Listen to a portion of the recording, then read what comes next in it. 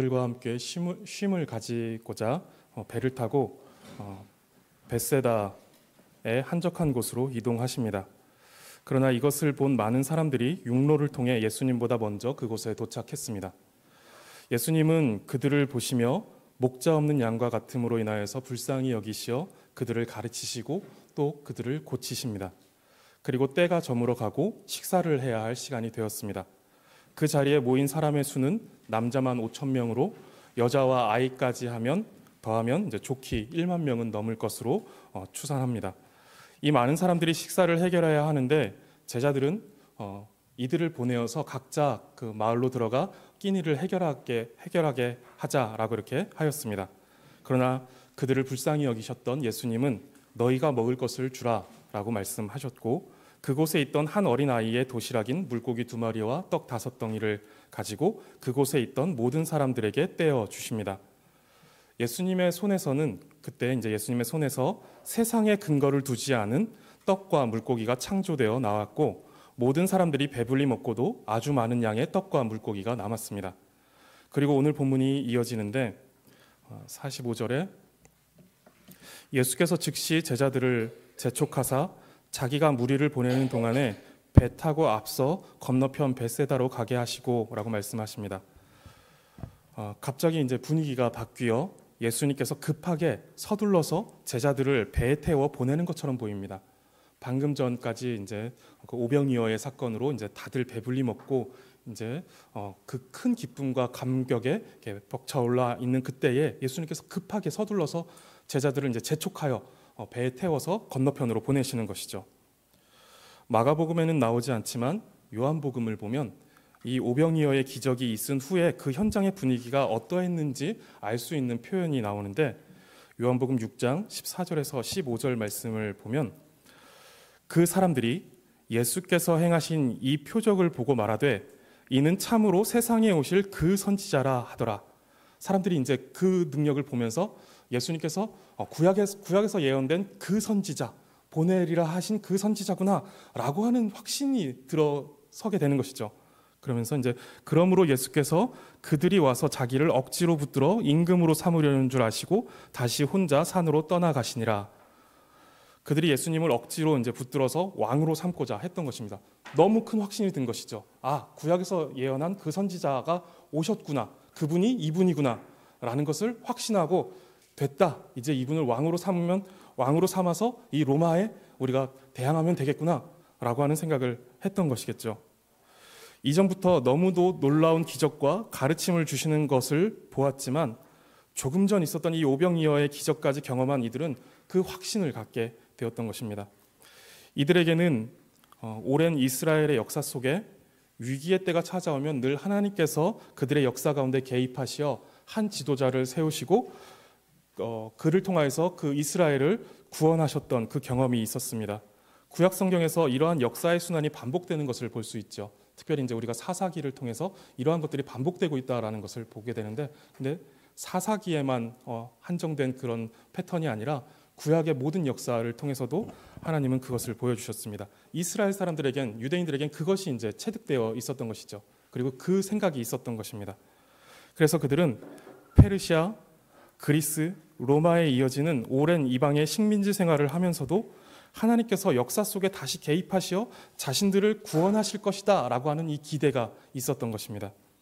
그런 믿음과 기대가 있던 이들의 눈에 예수님께서 나타나셔서 놀라운 능력과 가르침을 주시니 이들은 드디어 하나님의 때가 왔고 하나님께서 구약에 예언하신 그 선지자를 보내주셨다라고 생각했습니다.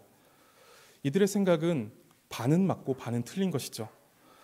그 선지자가 예수님을 가리키는 것은 맞습니다. 그러나 그들이 바라는 그 선지자는 아니었습니다.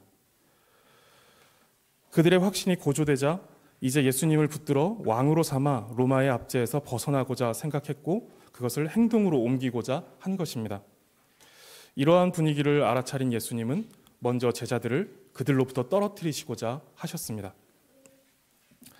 그런데 본문 45절을 다시 보시면 제자들도 그 분위기에 취해 있었던 것으로 보입니다. 이것을 원문으로 보면 더 그 뉘앙스가 더 잘 살아나는데 오병이어의 기적이 나타났던 현장의 분위기는 굉장히 흥분된 분위기였을 것입니다.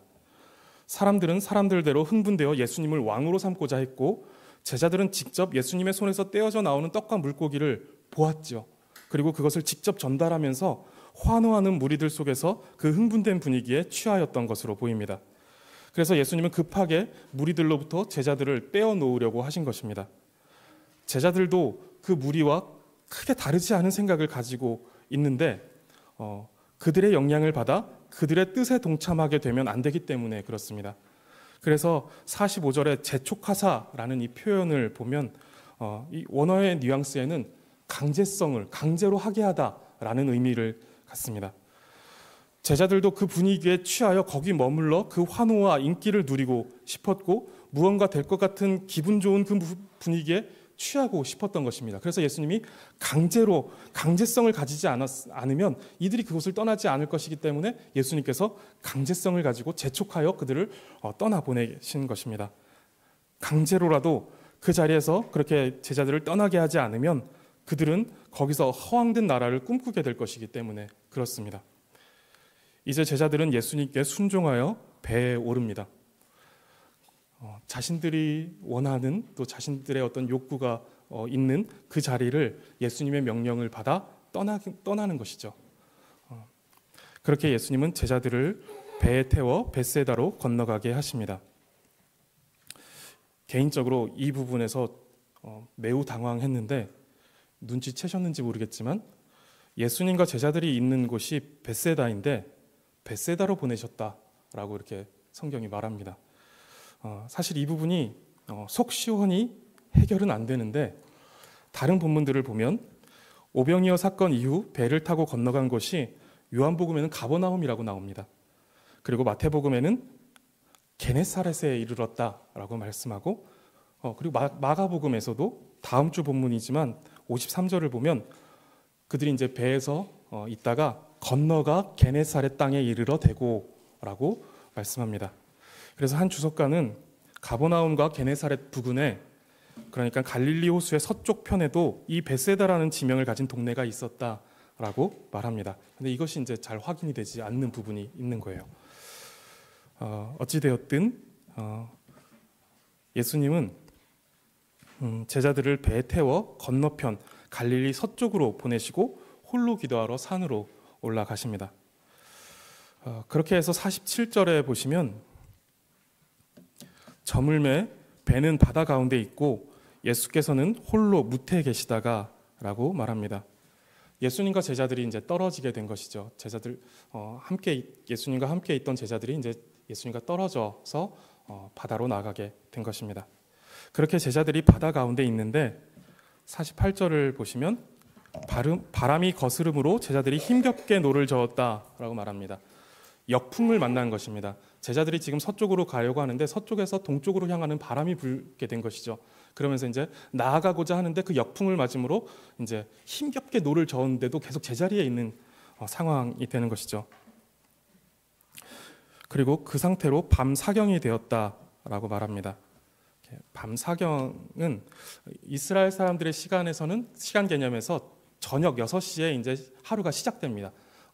저녁에 이제 시작되어서 6시부터 9시가 1경, 그리고 9시부터 12시가 2경, 12시에서 3시까지가 3경, 3시에서 6시까지가 4경입니다. 그래서 밤 사경이다라고 하면 이제 새벽 3시에서 새벽 6시까지의 시간을 가리키죠. 그렇다면 제자들이 지금 해가 저물 때쯤에 배에 올랐으니 대략 8시에서 9시쯤으로 이제 보면 식사를 했을 것이고 그 식사를 하고 어느 정도 시간을 보내다가 이제 예수님께서 이들을 보내셨겠죠. 그래서 대략 8시에서 9시쯤으로 보면 대강 7시간에서 8시간 정도를 밤새 역풍과 싸우고 있었던 것입니다. 그런데 48절을 보시면 예수님께서 바다 가운데 제자들이 타고 있는 배를 보고 계십니다. 이게 가능한 일일까요? 마태복음에 보면 배가 육지에서 술이나 떠나 있었다. 몇 리가 이제 떨어져 있다라고 하는 것이죠. 그리고 요한복음은 10여 리를 떠났다라고 말합니다. 그래서 이제 대강 절충하여 10리 정도다라고 치면 4km 정도 되죠. 4km 정도 되면 여기서 세브란스 병원이 4.2km가 나오더라고요.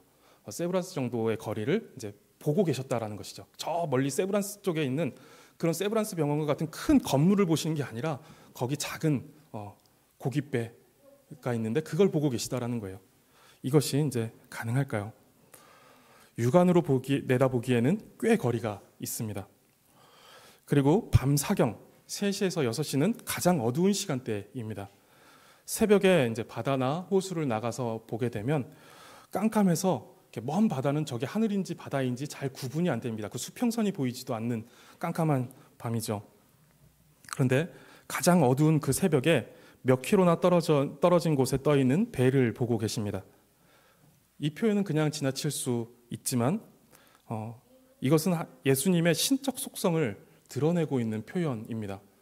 이것은 사실상 불가능한 것이죠. 무리를 걷는 것만큼 불가능한 일입니다. 예수님의 신적 속성이 여기서도 드러나고 있는 것을 우리는 확인합니다. 이 상황을 다시 정리해 보면 제자들은 오병이어 기적의 현장에서 그 환호와 인기, 그 기쁨을 누리고자 했지만 예수님은 제자들을 강제로 그 속에서 떼어내어 배를 태워 건너편으로 가게 하십니다. 제자들은 더 머물고자 하는 마음을 접고 예수님의 말씀에 순종하여 배에 올라 건너편으로 떠납니다. 그런데 역풍을 만나 도저히 앞으로 나아가지 못하고 그렇게 7시간에서 8시간을 어두운 바다 위에서 사투를 벌이고 있습니다. 그리고 예수님은 그것을 지켜보고 계십니다. 제자들은 순종하여 떠났지만 역풍을 만납니다. 요한복음에는 큰 바람이 불었다라고 말하고 마태복음에서는 바람으로 인하여 고난을 당하였다라고 말합니다. 제자들은 갈릴리 바다에서 또다시 위기에 처합니다. 이전에도 갈릴리 바다를 건너가다가 큰 위기를 맞았죠. 근데 그때에는 예수님께서 그 배에 함께 계셨지만 지금은 예수님이 그 배에 계시지 않습니다. 순종하여 떠났지만 큰 역풍을 맞아 앞으로 나아가지 못하고 위기의 상황에 처해 있는 배는 우리의 인생을 보여줍니다. 믿음으로 살아가는데 왜 이런 일이 생기는 거지? 말씀대로 살아가는데 왜 내 인생은 계속 제자리인 거지? 라는 생각을 우리도 하게 됩니다. 순종했는데 왜 이런 일이 생기는 거지? 라고 생각하게 되지만 사실은 순종해서 이런 일이 생기는 것입니다. 지금 순종으로 인해 발생한 이 고난의 상황이 부정적인 결과가 아니라는 것이죠.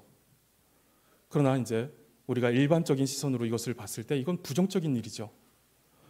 그러나 우리가 믿음으로 보았을 때 이것은 부정적인 상황이 결과가 아니라는 것입니다. 제자들이 순종하지 않았다면 제자들은 그 시간에 무엇을 하고 있었을까요? 배에서 그렇게 밤새 사투를 벌여야 했던 그 시간에 제자들은 무엇을 하고 있었을까요? 아마 밤늦게까지 그 환호와 인기를 누리면서 사람들 틈에서 내가 예수님과 함께 다녔던 일들을 그 예수님과의 어떤 지난 추억들을 이야기하고 하면서 결국 예수님을 왕으로 삼아 나라를 회복하자라는 예수님의 뜻과 동떨어진 육신적 생각에 빠져 온갖 허황된 상상으로 허황된 나라를 만들고 있지 않았을까요? 그러다가 그 기쁨에 취해서 그냥 또 잠들어 버리지 않았을까요? 성도님들도 이런 생각을 해보셨을 것 같은데 나에게 신앙이 없었다면 나는 어떻게 살고 있었을까? 저도 가끔 이제 저는 청소년 시절에 이제 예수님을 영접했는데 청소년 시절에 예수님을 만나지 않았다라면 목사가 되지 않았다면 이라는 생각을 해보는데 특별히 잘 살지는 않았을 것 같습니다. 욕심이 별로 없어서 대단한 무언가를 하고 있을 것 같지는 않고 적당한 직장을 갖고 적당한 집과 적당한 차를 목표로 잘 아끼면서 하나하나 마련했을 것 같고 가족들과 여행 다니고 또 놀러 다니면서 소소한 행복을 지금보다는 더 여유롭게 누리고 있지 않았을까라는 생각을 해보기도 합니다. 그런데 거기서 끝이었을 것입니다. 더 높고 더 위대한 목적을 제 마음에 품지는 못하고 있었을 것입니다. 성도님들도 신앙을 갖지 않았더라면, 말씀대로 살지 않았더라면 포기하지 않아도 되고 어려움을 겪지 않아도 되는 일들이 있으셨을 것이고 어쩌면 그것을 포기하지 않고 어려움을 겪지 않았으면 지금보다 더 나은 삶을 사셨을지도 모릅니다. 정말 단적인 예로 이제 예를 한번 들어보면 11조만 안 내도 그 돈으로 적금을 들거나 다른 곳에 투자를 했으면 20년, 30년 뒤에는 꽤 큰 돈을 모을 수 있을 거고, 자녀들 대학 등록금 걱정하며 학자금 대출을 받지 않아도 되지 않았을까? 집을 마련하기 위해 마련할 때 대출을 끼지 않아도 됐을지도 모르고 자녀들이 결혼할 때 넉넉히 보태줄 수도 있지 않았을까라는 생각을 해봅니다. 주일에 교회만 안 나가도 이제 4일제와 4.5일제 근무를 이제 대선 후보들이 이야기하더라고요. 그 4일제, 4.5일제 근무를 이야기하는 때가 되었는데 얼마나 그 주말을 잘 즐길 수 있을까요? 성도님들도 그런 경우가 있으실 것 같은데, 주말에 가족들과 여행을 갔다가도 주일에 예배를 드려야 하니까 충분히 즐기지 못하고 토요일 밤에 돌아오는 경우가 있죠. 하루 더 있으면 참 좋겠는데 주일날 예배 드리러 가야 하니까. 평생 그렇게 신앙생활 해오신 분들은 이것이 이제 포기다, 희생이다라는 생각을 하지 않고 당연히 이제 우리의 삶에 배어 있겠지만, 그렇게 살아오지 않은 분들에게는 이것이 정말 힘든 일이고 아주 많은 것들을 포기하고 희생하는 일인 것입니다. 그런데 이처럼 고난과 포기를 안겨주는 신앙을 거절하고 누리는 더 나은 삶은 거기서 끝입니다. 조금 더 행복하겠죠. 조금 더 안정될 것입니다. 그런데 거기서 더 높고 위대한 목적을 바라보지 못하고 그 더 위대한 뜻으로, 더 위대한 어떤 목적으로 우리는 더 나아가지 못한다라는 것이죠. 그냥 조금 더 행복하고 조금 더 안정된 삶, 거기서 끝이다라는 것입니다. 우리는 신앙을 가지게 되면서 분명히 포기하게 되는 것이 있고, 그 신앙으로 인해서 겪게 되는 고난이 있습니다. 이 세상에서 그리스도인에게 고난과 포기는 뗄 수 없는 인생의 동행자, 동반자입니다. 우리는 신앙을 가지고 또 말씀에 순종하며 살면서 이 고난과 포기를 경험합니다. 순종하지 않아서 겪는 문제가 아니라 순종해서 겪는 문제입니다. 지금 제자들이 순종함으로 인해서 바다에서 역풍을 만나 고난을 당하고 있습니다. 그럼 그렇게 순종하여 역풍을 만난 제자들은 그냥 그러고 끝났을까요? 고생만 죽도록 하다가 바람에 휩쓸려 어딘가에 내동댕이 쳐졌을까요? 그렇다면 우리는 이 본문에서 순종하지 말아야겠다라는 교훈을 얻어야 할 것입니다.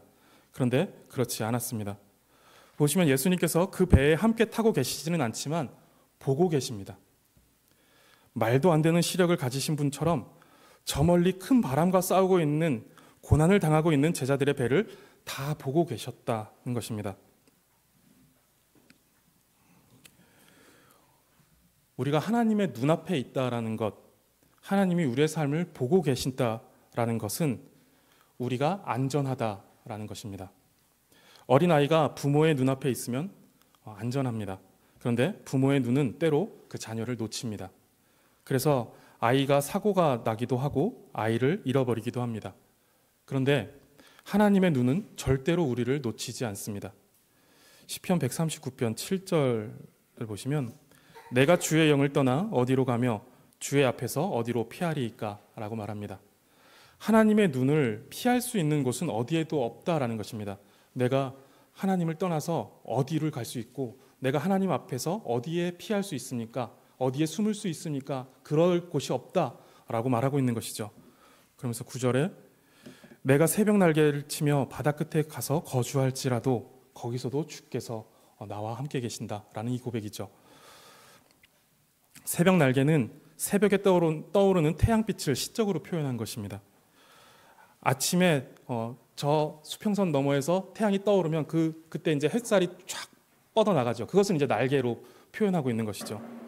그렇게 아침 태양빛이 바다 끝을 향하여서 뻗어 나가듯이 우리 인생이 어느 날 세상 끝으로 떠밀려 감추어진다 해도 하나님의 눈은 거기까지도 우리를 보신다는 것입니다. 하나님의 눈에서 피할 곳이 없고, 하나님은 그저 4km 그 10열이나 되는 그곳에 있는 것만 보시는 것이 아니라 더 멀리 지구 반대편까지도 예수님은 충분히 보실 수 있는 능력이 있으신 전능하신 하나님이시다라는 것이죠. 하루아침에 집안이 망하고, 하루아침에 내 마음이 우울증에 사로잡히고, 아무도 따라오지 못하는 깊은 절망과 괴로움의 끝에서 인생의 역풍을 맞아 홀로 사투를 벌이고 있는 그때 그 자리에서도 하나님의 눈은 능히 우리를 보십니다. 하나님이 보신다라는 것은 안전하다는 것입니다. 우리의 순종은 포기해야 하는 것들이 생기고 풍랑과 같은 고난을 만나게도 하지만 더 중요한 사실은 그 순종하는 자는 하나님의 눈앞에 있다는 것입니다. 조금 더 행복하고 조금 더 안정된 것과 바꿀 수 없는 가치라는 것이죠. 그렇게 해서 내가 하나님의 눈앞에 있는 것과 조금 더 행복한 삶 바꾸시겠습니까? 그렇게 바꿀 만한 가치가 아니라는 것이죠. 당장은 환호와 인기를 포기하고 풍랑이라는 고난을 맞게 되어 괴로울지 모르겠지만 하나님의 눈을 벗어난 환호와 안전은 마지막 날 불어닥칠 심판의 폭풍 후에 다 삼켜질 것입니다. 그러나 순종하는 자, 믿음으로 사는 자는 하나님의 눈앞에서 영원히 모든 것으로부터 보호받을 것입니다. 육지에서 저 멀리 캄캄한 바다 위에 역풍을 맞고 있는 제자들의 배를 지켜보시던 예수님은 지금도 하나님의 우편에 앉아서 순종하는 자들을 지켜보고 계십니다. 환호와 인기를 포기하는 자들의 인생을 지켜보시고 풍랑 앞에 사투를 벌이는 인생을 지켜보고 계십니다. 그럼 어떤 분들은 하나님이 그리고 예수님이 지켜보시면 뭐하냐? 지금 당장 내 문제에 도움을 주시지도 않으시는데 라고 말할 수 있을지도 모르겠습니다. 그리고 너무 큰 고난과 괴로움을 만났을 때 우리의 심정이 그럴지도 모르겠습니다. 지켜보시면 뭐래? 아무런 도움도 주시지 않는데 라고 하는 그런 심정이 우리에게도 있을지도 모릅니다. 그런데 그때 하나님이 아무것도 하지 않으신다고 느껴질지 모르지만 절대로 그렇지 않다는 것을 잊어서는 안 됩니다. 하나님은 그 시간 동안 아주 놀라운 일들을 하나님의 열심을 가지고 열심히 행하고 계십니다. 우리 인생에 가장 중요한 일을 해나가시는 것이죠. 우리로서는 절대 행할 수 없는, 우리로서는 절대로 이룰 수 없는 그 놀랍고 큰 일을 하나님은 그 시간에 하고 계시다. 그 시간을 통해서 하고 계시다라는 것입니다. 본문을 다시 보시면 48절에 예수님께서 육지에서 제자들이 힘겹게 노를 저으며 역풍과 싸우는 것을 보시다가 밤 사경쯤 되어 제자들에게 가십니다. 그런데 아주 놀라운 방식으로 그들에게 가시죠. 바다 위를 걸어서 가십니다. 이것이 가능한 일일까요? 당연히 불가능하겠죠. 저는 종종 이제 꿈에서는 물 위를 걷는 꿈들을 종종 꿉니다. 그런데 현실에서는 단 한 걸음도 물 위를 걸어본 적이 없고 그렇게 하는 사람을 본 적도 없습니다. 사실 이 중력이라는 자연 법칙 안에 사는 우리로서는 절대로 불가능한 일입니다. 그래서 49절을 보시면 그것을 제자들도 잘 알고 있었죠. 이것은 불가능한 일이다. 그래서 이제 49절에 제자들이 바다 위를 걸어오시는 예수님을 보고 유령인가 하여 겁에 질려 소리를 지릅니다.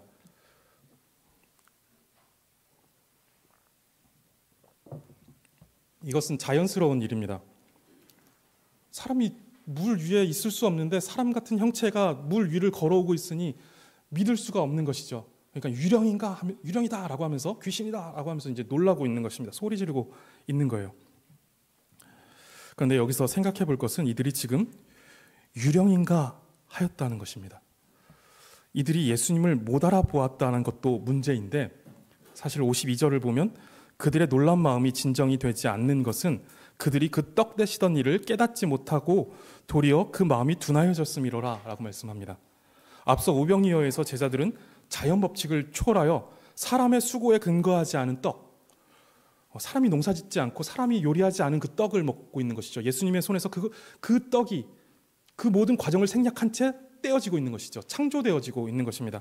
바다에서 건지지 않은 물고기, 바다에 살아본 적도 없고 바다에서 예수님이 건지지도 않은 예수님의 손에서 창조되어진 그 물고기가 떼어지고 있는 것을 제자들은 보았습니다. 그런데 그 이적의 목적은 그 배를 채우고자 함이 아니었습니다. 예수님이 하나님이시고 예수님이 창조주이시며 전능자이시다라는 사실을 알려주고자 행하신 이적이었습니다. 근데 그냥 배만 채운 것이죠. 그래서 지난주에도 말씀드렸지만 요한복음에서 이 말씀 뒤에는 이 사람들이 그 배를 채워주신 것에 대한 그 호기심에 다시 예수님을 또 찾고 있습니다. 그 호기심을 가지고. 제자들도 똑같았던 것이죠. 그런데 이들은 전능하신 창조주이시며 제2위격이 되시는 하나님이신 예수님을 이렇게 경험했지만 바다 위를 걸어오시는 분이 예수님이실 것이다 라는 생각을 하지도 못했고 그러한 기대도 하지 않았다라는 것이 문제였습니다. 그리고 그러한 예수님이실 것이다 라는 생각과 기대를 하지 못한 것뿐만 아니라 오히려 그들은 당시 유대 사회에 있었던 미신적인 사고에 사로잡힙니다. 유령인가? 라고 하는 말이 그것입니다. 이들이 유대 사회에 있었던 그 미신적인 사고에 사로잡혀서 소리치고 있는 것이죠. 놀라고 있는 것입니다. 유대인들에게 바다는 혼돈과 공포와 두려움의 대상이었고 악하고 더러운 것들이 바다에서 나온다라고 생각했습니다. 지금 제자들이 그 생각에 사로잡혀 있는 것이죠. 저 바다에서 그 더럽고 악한 것이 나왔구나, 귀신이 나왔구나, 유령이 나왔구나 라고 하는 생각에 사로잡혀 버린 것입니다. 그래서 그렇게 예수님을 보고도 유령인가? 라고 하며 소리 지르고 두려워했던 것이죠.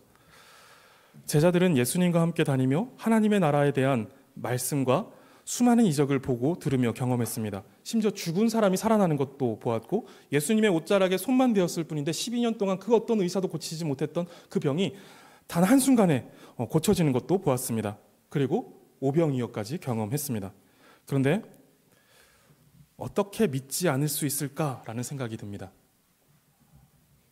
어떻게 여전히 그 미신적인 사고에 사로잡혔고 어떻게 예수님이 걸어오실 것이다라는 기대를 하지 못했을까라는 생각이 드는 것이죠. 그런데 이것은 제자들만의 문제는 아닙니다. 아담의 후손으로 태어난 모든 인류가 가지는 치명적인 한계이고 비참함입니다. 그리고 저와 성도님들에게도 있는 그런 한계이고 비참함입니다. 그런데 보시면 예수님께서 바다 위를 걸으며 그들 앞에 나타나 전능하신 창조주이시고 초월하시는 하나님이심을 나타내십니다. 물 위를 걸어서 그들에게 다가와서 안심하라, 내니 두려워하지 말아라 라고 하는 것. 지금 이 물 위를 걸어오고 있는 게 나다라고 말씀하시는 것이죠. 여기서 이적은 예수님이 바다 위를 걸으셨다라는 것이 아니라 더 큰 이적은 예수님께서 안심하라, 내니 두려워하지 말라고 말씀하시는 것을 제자들이 믿은 것입니다.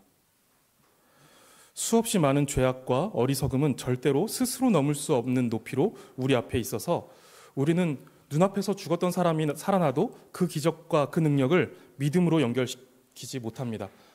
죽었던 나사로가 다시 살아나죠. 예수님이 그가 완전히 죽어서 시체 썩은 내가 날 때까지 거기 두셨다가 그 후에 출발하여 무덤 속에 있는 나사로를 살리셨습니다. 분명히 죽은 자를 살리셨음에도 그 뒤에 보면 사람들이 이것을 정치적으로 이용하여서 예수님을 죽이려고 합니다.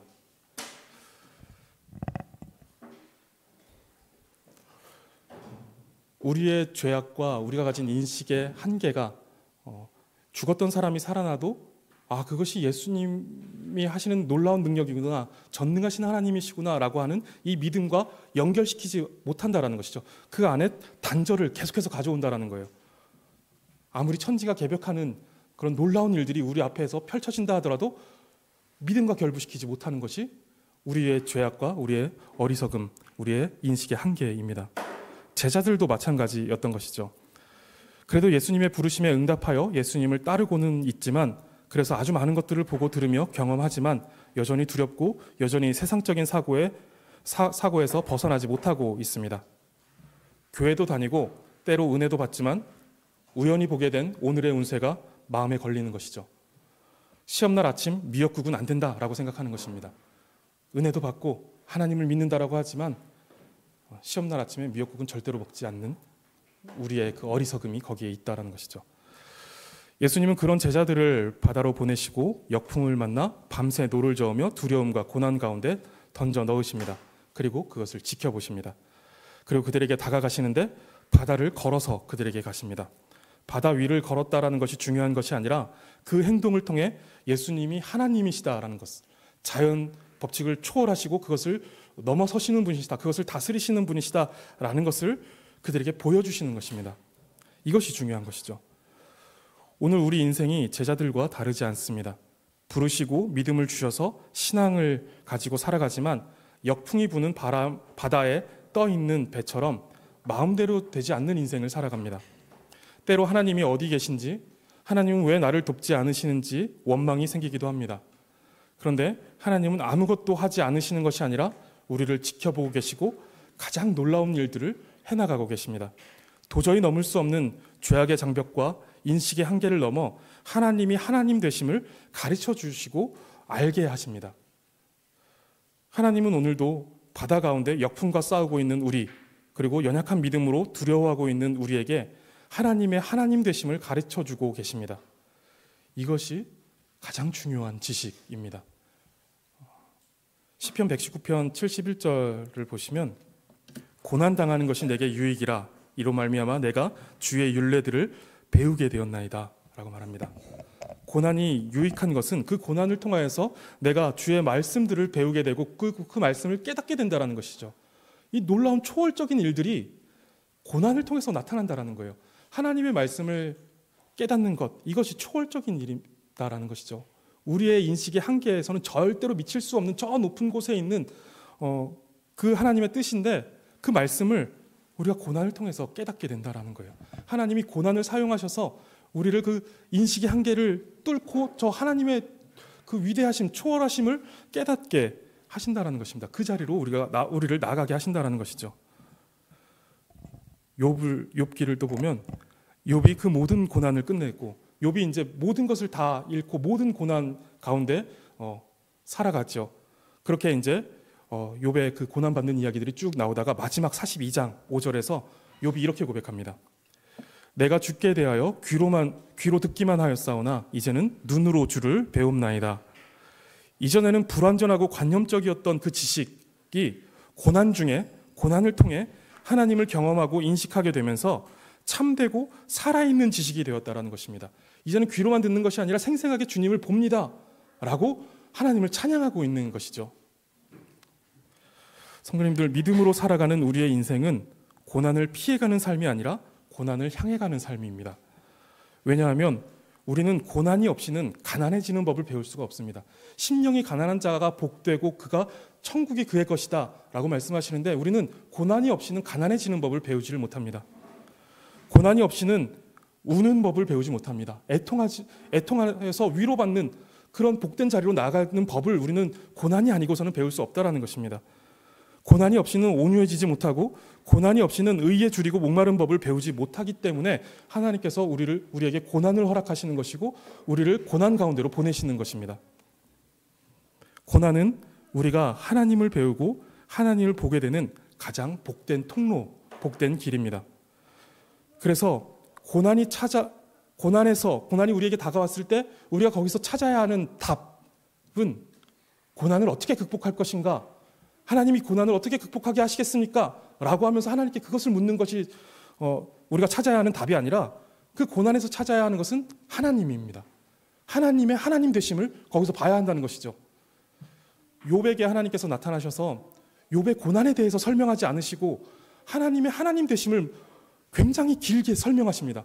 내가 온 천하 만물을 창조하였다. 내가 창조할 때 너 무엇하고 있었느냐? 라고 하면서 그 창조에 대해서 하나님께서 만드신 것들에 대해서 계속 설명하십니다. 고난을 통해서 보아야 했던 것 하나님이었기 때문에 그렇습니다. 우리가 고난이 우리에게 찾아왔을 때 우리는 거기서 이 고난의 의미가 무엇입니까? 라는 것을 생각해야 한다는 것이죠. 그때 그것이 고난을 극복하여 그 고난을 넘어서는 것, 이것이 문제가 아니라 거기서 하나님을 보아야 한다는 것입니다. 우리의 인생의 배는 풍랑이 이는 바다 가운데 있지만 예수님은 그 배를 지켜보고 계십니다. 그리고 그 배에 다가오시며 하나님의 하나님 되시는 위대한 지식을 우리에게 알려주십니다.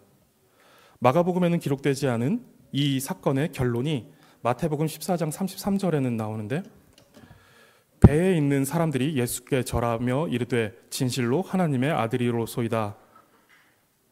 이렇게 제자들이 이야기합니다. 제자들이 이 일로 예수님께 절했다라고 말하는데 이 절했다라는 표현은 신에게 경배하는 의미를 가지고 있습니다. 그래서 제자들이 지금 예수님께 절했다라고 할 때 예수님을 드디어 하나님으로 인식하고 신앙의 대상으로서 경배했다라는 뜻입니다. 그리고 그 뒤에는 하나님의 아들이십니다 라고 이렇게 고백하는데, 이 말이 사람의 입에서 처음 나오는 순간입니다. 그 전에 사람이 예수님을 향하여서 하나님의 아들이십니다 라는 고백을 한 적이 없습니다. 사탄이 그렇게 말했죠. 예수님께서 광야에서 시험 받으실 때 하나님의 아들이거든 이라고 말했고, 또 회당에서 귀신 들린 사람이 하나님의 아들이시오 라고 말하죠.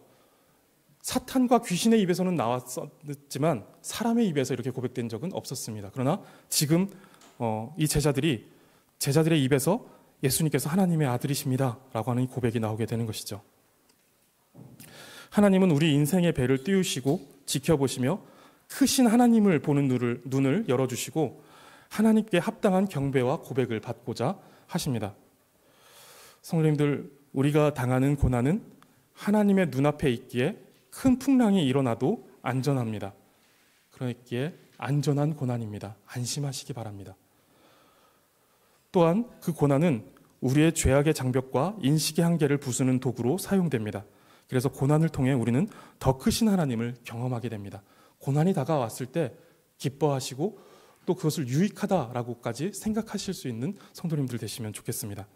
시편 기자는 고난당하는 것이 유익이다라고 하였고, 욥은 고난의 끝에서 귀로 듣기만 하던 하나님을 이제 눈으로 봅니다라고 고백했습니다. 그리고 역풍에 고난당하던 제자들은 예수님을 경배하고 하나님의 아들이심을 고백합니다. 하나님은 모든 인생의 고난을 통해 우리에게 하나님을 나타내시고 가르치시며 더 큰 하나님을 인정하고 고백하며 예배하게 하십니다. 시간 위에 띄운 인생의 항해가 더해갈수록 고난을 없애달라고 하던 우리의 기도가 고난을 통해 이제 크신 하나님을 봅니다 라는 찬양이 되기를 바랍니다. 그래서 날이 더해갈수록 우리의 예배가 더 깊어지기를 간절히 바라겠습니다. 기도하겠습니다. 하나님, 역풍이 부는 바다 위에 위태롭게 떠있는 배와 같이 힘겨운 인생을 살아가는 우리를 불쌍히 여겨 주시옵소서. 마음대로 되지 않는 인생이고 위태로운 항해를 하는 인생이지만 하나님의 눈이 언제나 우리를 지켜보신다는 사실 앞에 위로받고 감사하며 안정감을 누리게 하여 주시옵소서. 또한 고난의 시간 속에서 하나님의 하나님 되심과 크고 위대하신 하나님을 알려주사 믿음으로 살아가는 날이 더해가고 고난의 날수가 쌓여갈수록 원망과 불평이 늘어나는 것이 아니라 고난을 통해 크신 하나님을 봅니다라며 찬양과 예배가 더욱 깊어지는 우리의 삶이 되게 하여 주시옵소서. 감사드리며 예수님의 이름으로 기도드립니다. 아멘.